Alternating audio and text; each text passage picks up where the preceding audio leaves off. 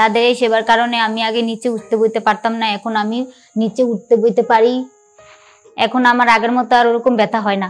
আগে আমি হাঁটলে এখানে ব্যথা হতো, আমি হাঁটতে পারতাম না। আগে হাঁটার সময় আমার পাটা ল্যাংড়ে ল্যাংড়ে হাঁটা হতো, কিন্তু আমি এখানে চিকিৎসা নেওয়ার পরে আমি এখন ভালোভাবে হাঁটতে পারি। আগে আমি সিঁড়িতে উঠতে পারতাম না, এখন উঠতে পারি। এখন আমি সিঁড়িতে উঠলে আমার কোনো সমস্যা হয় না, আল্লাহর রহমতে আমি এখন ভালোভাবে সিঁড়িতে উঠতে পারি, নামতে পারি। এখন আর কোনো আমার সেভাবে সমস্যা হয় না। আসসালামু আলাইকুম, আমার নাম সুমাইয়া আক্তার। আমি ভোলা বেদুরিয়া থেকে আসছি। বয়স 20 বছর। গত 3 বছর যাবত আমার হিপ জয়েন্ট ব্যথা।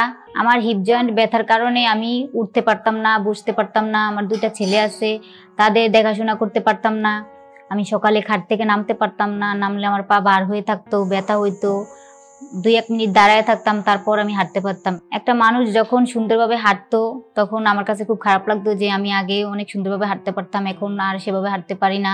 আমি যখন হাঁটি তখন আমার এক সাইড কাইট হয়ে যায়, ল্যাংড়ে ল্যাংড়ে হাঁটি।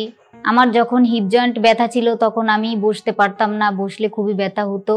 আবার দাঁড়াইতে পারতাম না, বসার পরে দাঁড়াইলেও খুব ব্যথা হতো। এই ব্যথার জন্য আমি অনেক ডাক্তার দেখাইছি, যেখানেই গেছি সেখানেই রিপোর্ট দেখে বলছে আমাকে অপারেশন করতে হবে। অপারেশন করার জন্য বলছিল আমার 5-6 লাখ টাকা লাগবে। অপারেশনের কথা শুনে আমি খুবই ভয় পেয়ে গেছি, এবং কি আমার ফ্যামিলিও খুব ভয় পেয়ে গেছে, এত টাকা আমি কোথা থেকে পাবো, কিভাবে অপারেশন করব।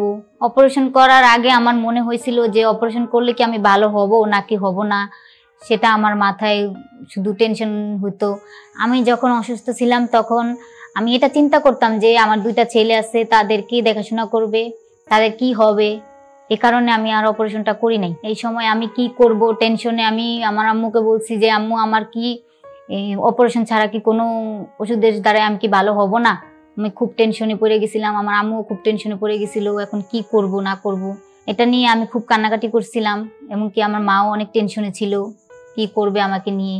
এরপর আমি ইউটিউবে সার্চ দেই যে হিপ জয়েন্ট ব্যথার করণীয় কি কি। পরে আমার এই ডাক্তার শফিউল্লাহ প্রধানের ভিডিও আসছে, পরে আমি একের পর এক তার ভিডিওগুলো দেখছি।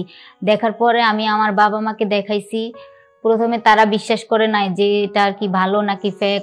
পরে আমি আস্তে আস্তে অনেকগুলো ভিডিও দেখছি, দেখার পরে আমার আম্মুকে বলছি, বলার পরে আমি নিজেই এখানে ফোন দিছি। ফোন দেওয়ার পরে এখানে আসার প্রস্তুতি নিয়ে আমি এখানে আসছি। এখানে সম্পূর্ণ আমার মায়ের ইয়েতে আমি আসছি, আর এখানে আমি মানে আমার ইচ্ছাতেই আমি আসছি। কেউ আমাকে আসার জন্য সাহস দেয় নাই যে এটা ভালো কিংবা মন্দ। আমি আমার মন থেকে সাহস নিয়ে এখানে একাই আসছি যে এখানে আমি ইনশাল্লাহ ভালো হতে পারবো। তাই এখানে আসার কারণে আমি একটু সুস্থ হয়েছি।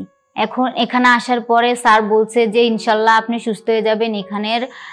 এখানে ডাক্তাররা কি বলে, নার্সাপুরা কি বলে সেভাবে চলাফেরা করতে হবে, থেরাপিস্ট নিতে হবে, তারপর আপনি ইনশাল্লাহ ভালো হয়ে যাবেন। আমি তাদের কথা অনুযায়ী তারা যেভাবে যেভাবে চলতে বলছে আমি সেভাবে চলছি। এখন আমার ব্যথাটা আগে থেকে আল্লাহর রহমতে অনেক কম। এখানে থেরাপিস্টরা অনেক ভালো, প্রতিদিন 3 বেলা করে এসে থেরাপি দিয়ে যায়। এখানে ডাক্তারও এসে দেখে যায়। নার্সাপুরা অনেক ভালো।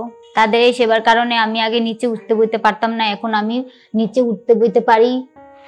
এখন আমার আগের মতো আর ওরকম ব্যথা হয় না। আগে আমি হাঁটলে এখানে ব্যথা হতো, আমি হাঁটতে পারতাম না। আগে হাঁটার সময় আমার পাটা ল্যাংড়ে ল্যাংড়ে হাঁটা হতো, কিন্তু আমি এখানে চিকিৎসা নেওয়ার পরে আমি এখন ভালোভাবে হাঁটতে পারি। আগে আমি সিঁড়িতে উঠতে পারতাম না, এখন উঠতে পারি। এখন আমি সিঁড়িতে উঠলে আমার কোনো সমস্যা হয় না, আল্লাহর রহমতে আমি এখন ভালোভাবে সিঁড়িতে উঠতে পারি, নামতে পারি। এখন আর কোনো আমার সেভাবে সমস্যা হয় না। এখানে আসার পরে আমি আলহামদুলিল্লাহ অনেক সুস্থ হয়েছি। আমার মতো যদি কোনো হিপ জয়েন্ট ব্যথার রোগী থাকে তাহলে এখানে অবশ্যই আসবেন, একবার হলেও এসে ডাক্তার দেখাবেন। আশা করি আপনারাও সুস্থ হয়ে বাড়ি ফিরে যাবেন। আমার জন্য সবাই দোয়া করবেন, আমি যেন সারা জীবন সুস্থ ভালো থাকতে পারি। আসসালামু আলাইকুম। ডিপিআরস লিমিটেড, আস্থা, বিশ্বাস ও নির্ভরতায় অবিচল।